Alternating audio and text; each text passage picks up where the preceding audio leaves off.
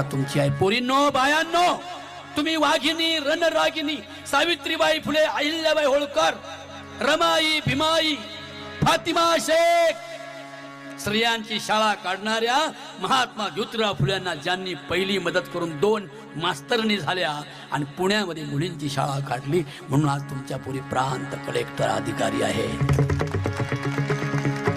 मग कोणत्या मशिदीतून आला होता एखादा अल्लाह, कोणत्या देवळातून एखादा देव आला होता तुमच्या पूर्ण प्रांत करायला, कलेक्टर करायला, तुम्हाला शिक्षणाची परवानगी देण्यासाठी?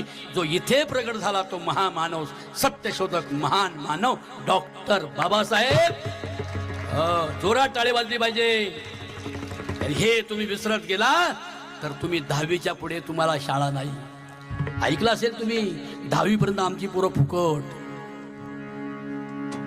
मते महाराज, 10वी पर्यंत पोराला परीक्षाच नाही, आणि 11वीला गेल्यावर आमच्या पोराला ABCD एरोप्लेन पण कळत नाही. हे सगळी बहुजनांची पोरं काय करणार आहेत? प्रांत होतील, कलेक्टर होतील.